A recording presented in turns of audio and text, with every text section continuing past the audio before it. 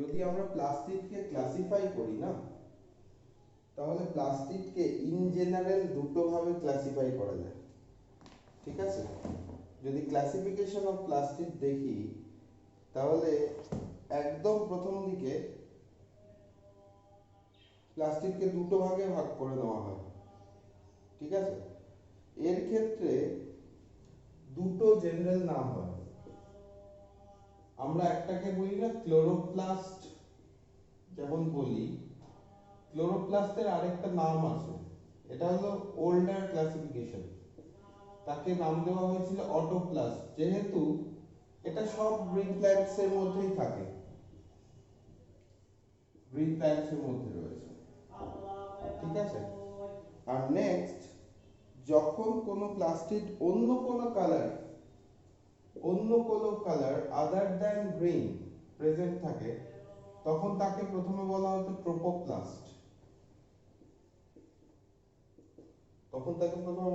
ট্রোপোপ্লাস্ট। ঠিক আছে, অ্যাকচুয়ালি সেই টার্মটাই পরে গিয়ে এসছে ট্রোফোপ্লাস্ট।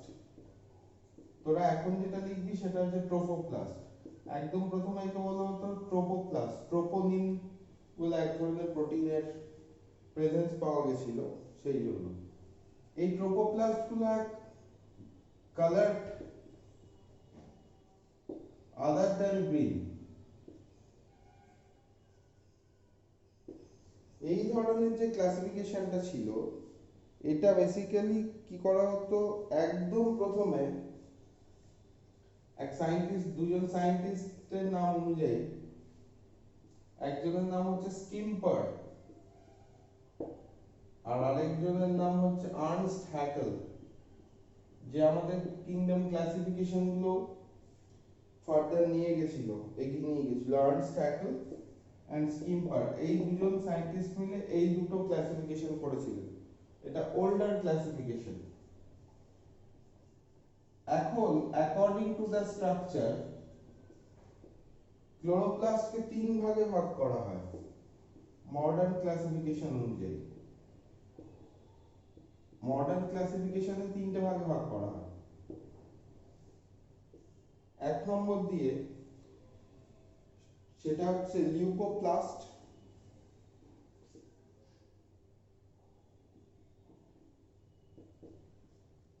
লিউকোপ্লাস্টটা কি, এর মধ্যে কোনো রকমের কালার থাকবে না, so this will be unpigmented বা non pigmented, this is non pigmented plastid, এর মধ্যে কোনো ক্লোরোফিল কোনো কালার থাকে না। ঠিক আছে, একে আমরা বলবো লিউকোপ্লাস্ট। লিউকোপ্লাস্টের পর আমরা এটা দেখবো, দ্যাট ইজ ক্রোমোপ্লাস্ট। এটা মডার্ন ক্লাসিফিকেশন। ক্রোমোপ্লাস্টের মধ্যে কালার থাকবে, colour dot pigmented. And number 3 যেটা থাকবে, দ্যাট উইল বি ক্লোরোপ্লাস্ট। ঠিক আছে, তাকে আমরা বলবো ক্লোরোপ্লাস্ট, গ্রিন পিগমেন্টেড।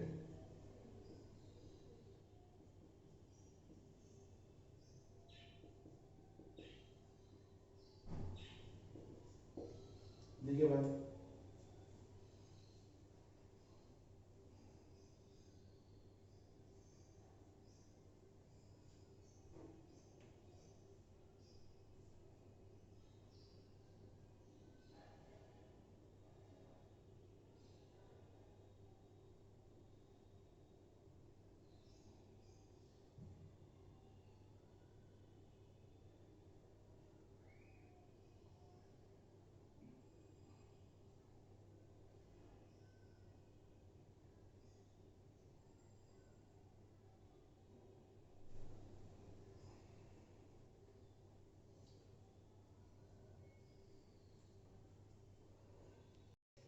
নেক্সট, এইবার লিউকোপ্লাস্টকে আমরা আবার কতগুলো ভাগে ভাগ করি।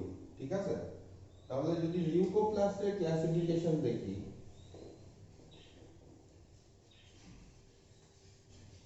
প্রথমে আগে লিখে নাও একটু, যে leucoplast is basically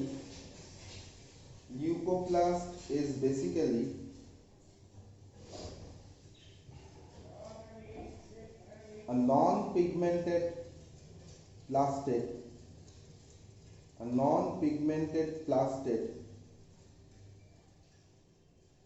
that are found in the seeds, number 1, tuber and roots, যেই পার্টগুলো সাদা রঙের হয় বা ট্রান্সপারেন্ট হয় সেই পার্টগুলোর মধ্যে এই ধরনের সেলস গুলো পাওয়া যায়, এই ধরনের প্লাস্টিক গুলো পাওয়া যায়। ঠিক আছে, দেখো একে আবার আমরা তিনটে ভাগে ভাগ করি। 1 নম্বর দিয়ে লেখো, আমি এবিসিডি দিয়ে লিখছি, অ্যামাইলোপ্লাস্ট,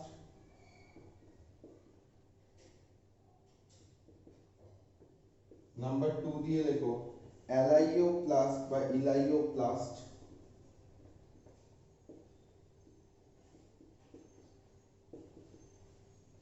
এন্ড নাম্বার 3 যেটা থাকে তাকে বলে অ্যালিউরোনো বা অ্যালিউরোপ্লাস্ট। অ্যাকচুয়ালি অ্যালিউরোন কথাটা, যেটা ভুট্টার দানায় থাকে না অ্যালিউরন লেয়ার, সেইটা অ্যালিউরোপ্লাস্ট।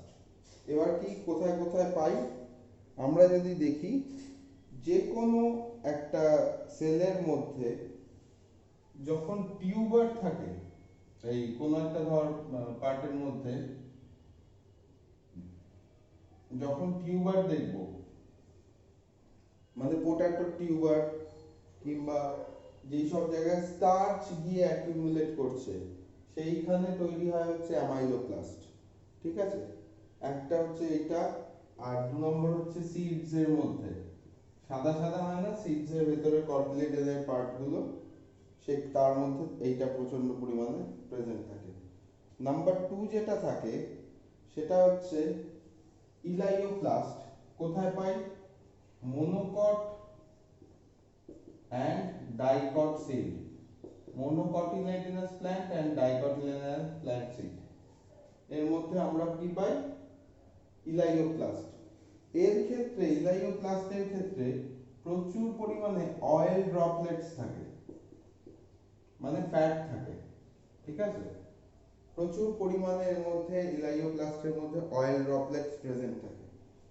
এন্ড নাম্বার 3 যেটা থাকে অ্যালিউরোনোপ্লাস্ট, তার ক্ষেত্রে কি হয়, লিউকোপ্লাস্টের একটা প্রোটিনের লেয়ার থাকে, অ্যালিউরন প্রোটিন থাকে, লেয়ার অফ প্রোটিন প্রেজেন্ট থাকে। কাদের ক্ষেত্রে দেখা যায়? মনোকট সিডের ক্ষেত্রে দেখা যায়, মনোকটিলেডোনাস সিডের ক্ষেত্রে দেখা যায়। দেখি এটা যদি ভুট্টা হয়, ভুট্টা এই লেয়ারের বাইরের দিকে, ভুট্টার দানা এমন করে রাখি তো আমরা, এইখানে যেটা থাকে that is known as aleurone layer. এই অ্যালিউরন লেয়ারের যে প্রোটিনটা থাকে তার জন্যই এর এরকম নাম হয়, একে বলে অ্যালিউরন প্লাস্ট। এটা হলো লিউকোপ্লাস্টের ক্যাটাগরি। লিউকোপ্লাস্টকে এই তিনটে ভাগে ভাগ করা হয়। লিখে ভালো ফটাফট।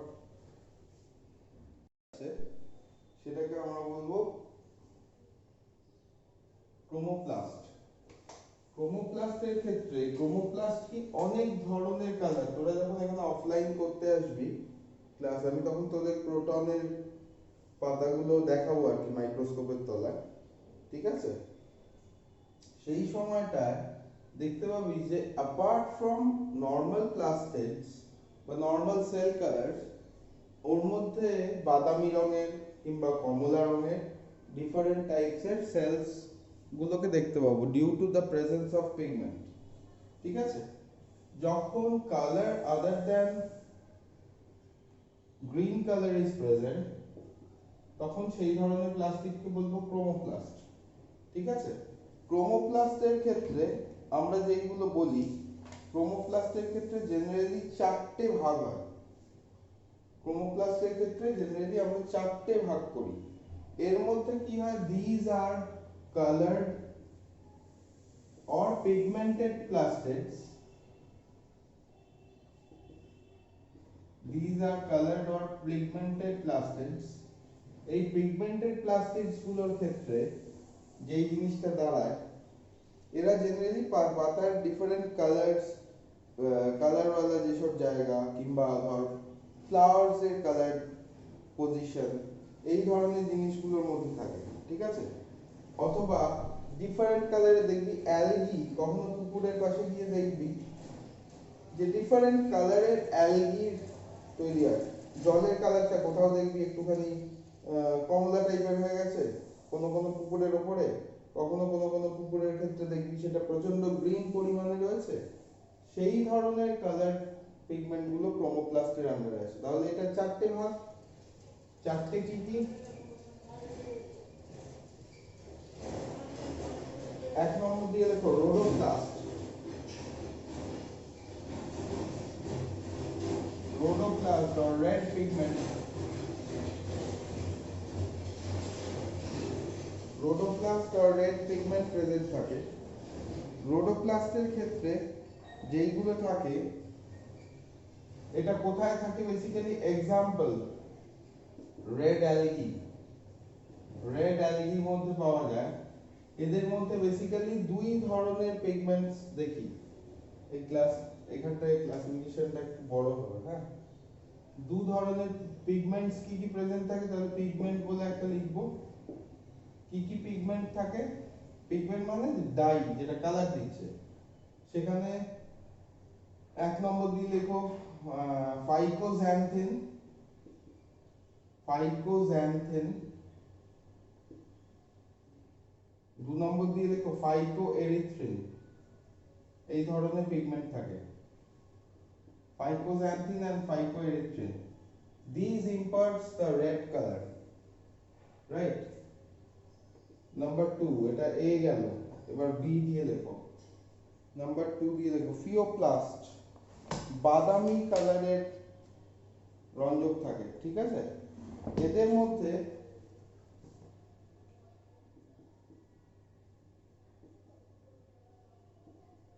কোন ধরনের পিগমেন্ট থাকে? বাদামি কালারের পিগমেন্ট থাকে, তার মানে ফিওজ্যান্থিন।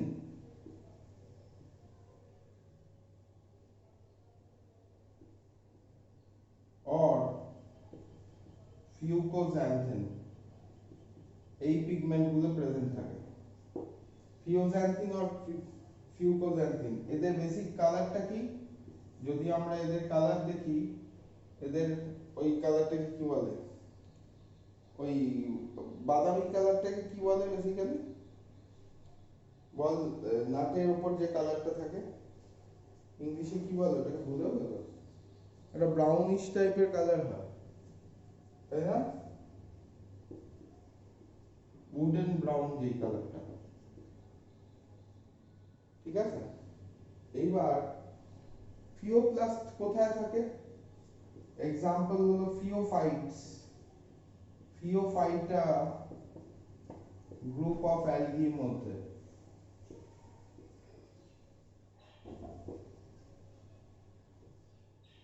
তিন নম্বর সি দিয়ে লিখে রাখ জ্যান্থোপ্লাস্ট। জ্যান্থোপ্লাস্ট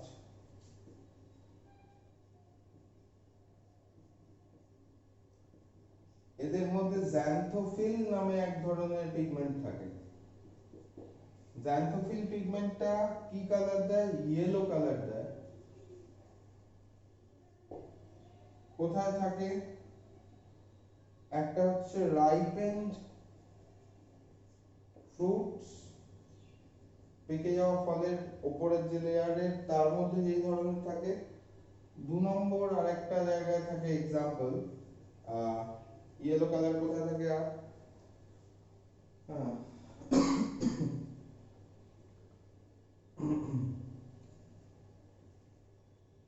অ্যাবসাইসড লিভস। অ্যাবসাইসড লিভস মানে যেই পাতাটা ঝরে যাবে, অ্যাবসিশন হবে যার। যেই পাতাটা ঝরে যায় দেখবি ওগুলো হলুদ কালারের পাতা, যেগুলো পাতাগুলো পেকে পেকে পড়ে যায়, অ্যাবসিশন হয় সেখানে। সেই ধরনের লিভস এর ক্ষেত্রে জ্যান্থোপ্লাস্ট প্রেজেন্ট থাকে। লিখে নাও ফটাফট। ক্যারোটিনোপ্লাস্টের ক্ষেত্রে ক্যারোটিনয়েড বা ক্যারোটিন বলে এক ধরনের, basically this is a kind of protein, ঠিক আছে, কাইন্ড অফ প্রোটিন পিগমেন্ট। এটা কালার কি হয় অরেঞ্জ। কোথায় পাই? ক্যারটস।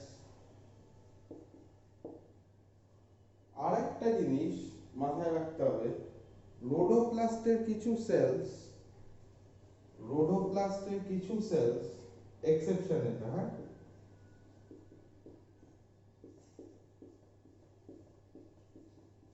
তাদের মধ্যে লাইকোপিন প্রেজেন্ট থাকে।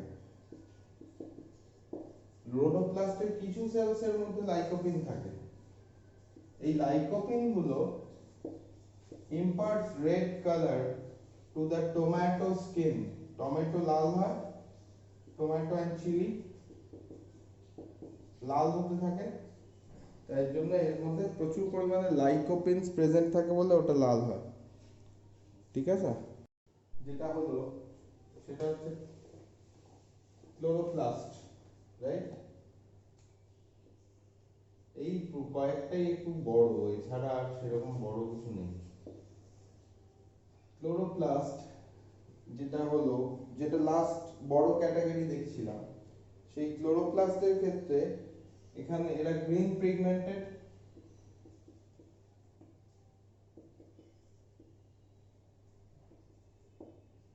এদের ক্ষেত্রে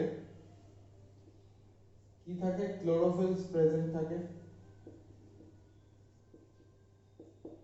এদের ক্ষেত্রে প্রচুর পরিমাণে ক্লোরোফিলস প্রেজেন্ট থাকে। এবার আমাদের যে স্ট্রাকচারটা পড়তে হয় সেই স্ট্রাকচারটা বেসিক্যালি আমরা ক্লোরোপ্লাস্টেরই স্ট্রাকচার পড়ি, ঠিক আছে।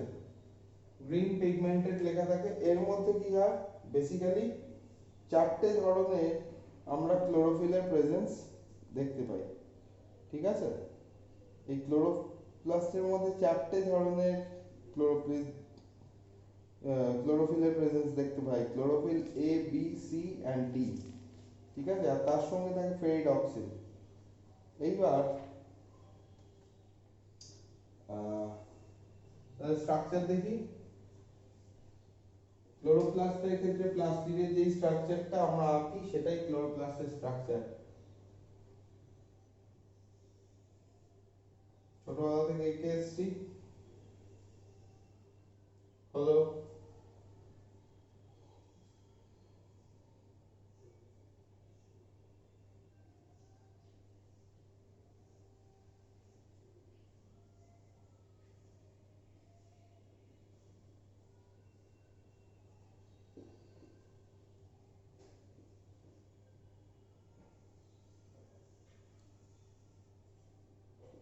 এটা আউটার মেমব্রেন,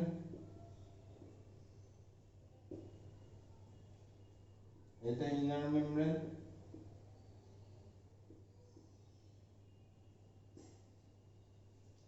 যেইটুকু অংশে পুরো এই গ্রানার এই কম্পোনেন্টটা রয়েছে, এইটুকু অংশকে আমরা একসাথে বলবো গ্রানা। যখন একটা পুরো কয়েন স্ট্যাককে নিয়ে নেব, এই পুরো কয়েন স্ট্যাকটাকে আমরা বলবো গ্রানাম।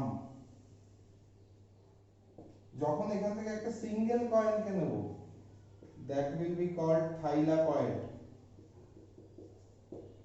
and এই যে দুটো কন্টেন্ট যেটাকে আটকে রেখেছি, যেটাকে আমরা ছোটবেলায় ফ্রেট বলেছি, এফ আর ই টি, এর অ্যাকচুয়াল নাম হচ্ছে স্ট্রোমা ল্যামেলি। এবার থেকে আমরা স্ট্রোমা ল্যামেলি বলবো। ওকে, হলো এইখানে যে ফ্লুইড গুলো থাকে স্ট্রোমা রিজিয়নে, এটা হচ্ছে স্ট্রোমা রিজিয়ন, আর যেই ফ্লুইডটা থাকে তাকে বলে স্ট্রোমাল ম্যাট্রিক্স।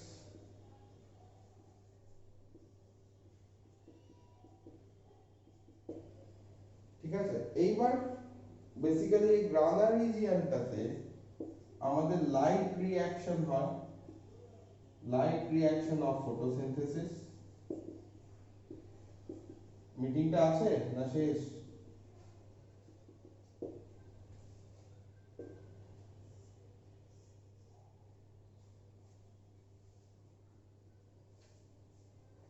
আর যেখানে স্ট্রোমা রিজিয়ন গুলো রয়েছে মানে এই পাশের ফাঁকা জায়গাগুলো, এখানে হয় dark reaction or kelvin cycle of photosynthesis. ফটাফট লিখে বলো তো। এখানে যে কম্পোনেন্ট গুলো আছে এটা মুছে দিলাম। অ্যাকচুয়াল মেন রোলটা প্লে করে সানলাইটটাকে অ্যাবজর্ব করে ওয়াটারটাকে ভেঙে দেওয়ার, যে মেন রোল প্লে করে সেই মেন রোলটা প্লে করে অ্যাকচুয়ালি থাইলাকয়েডাল মেমব্রেন। যদি আমরা থাইলাকয়েডের স্ট্রাকচার দেখি,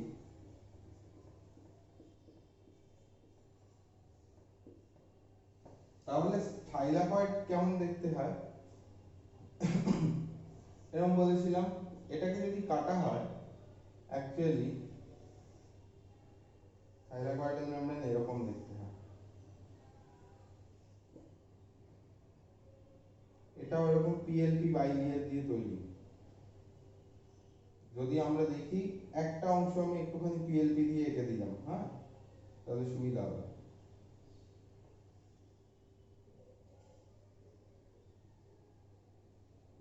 এবং চ্যানেল প্রোটিন প্রেজেন্ট থাকে।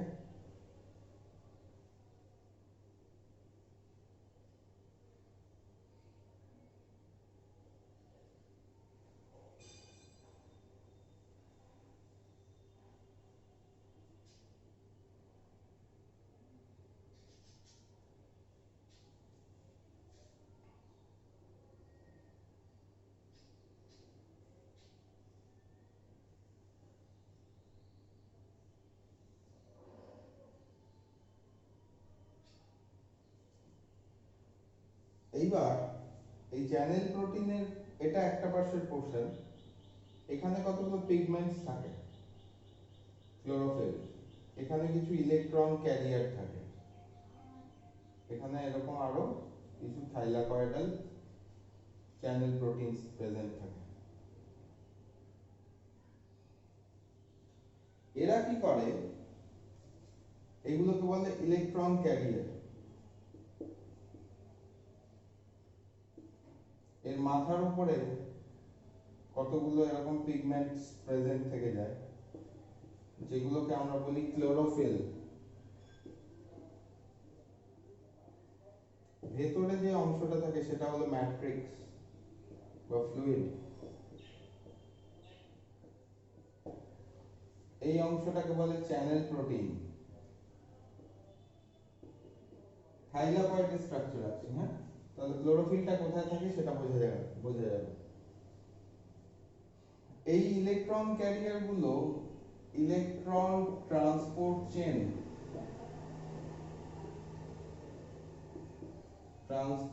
আমরা পড়ব, ইলেকট্রন ট্রান্সপোর্ট চেনের মধ্যে চেনে হেল্প করে, ঠিক আছে। এই উপরের পার্টটুকু এটা পিএলপি বাইলেয়ার দিয়ে তৈরি।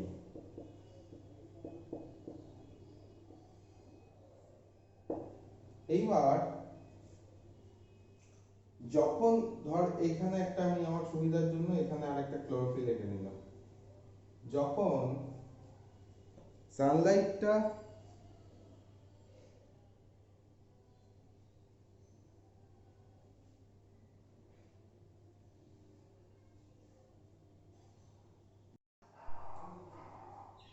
প্ল্যান্টটা কি করেছিল, রুটস দিয়ে ওয়াটারকে টেনেছিল, তাই তো, ওয়াটারকে টেনেছিল। সানলাইটকে অ্যাবজর্ব করে হচ্ছে আমার এই ক্লোরোফিল পার্টিকেলটা।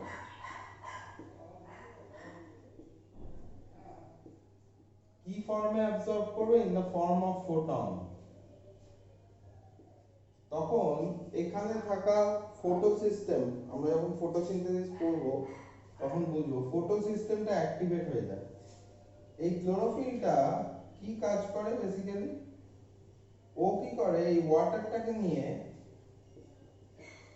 H2O-টাকে নিয়ে ডিভাইড করে দেয় H++ OH-। এই OH- ফার্দার চারটে ইলেকট্রন ছেড়ে দেয়, ছেড়ে দিয়ে 4OH তৈরি করে, যেটা 2H2 প্লাস 2O2 তৈরি করে ফার্দার, ঠিক আছে। আর এই যে হাইড্রোজেনটা থাকে, এই হাইড্রোজেনটা NADP nicotinamide adenine dinucleotide phosphate সেটাকে NADPH এ কনভার্ট করে, যেটা ডার্ক রিঅ্যাকশনে কাজে লাগে। যেখান থেকে ফার্দার রিউবিস্কো বলে একটা এনজাইম আছে, সেই রিউবিস্কো এনজাইমের সঙ্গে ও একসঙ্গে কোলাবোরেট করে NADPH কনভার্ট করে আর গ্লুকোজ তৈরি করে, ঠিক আছে।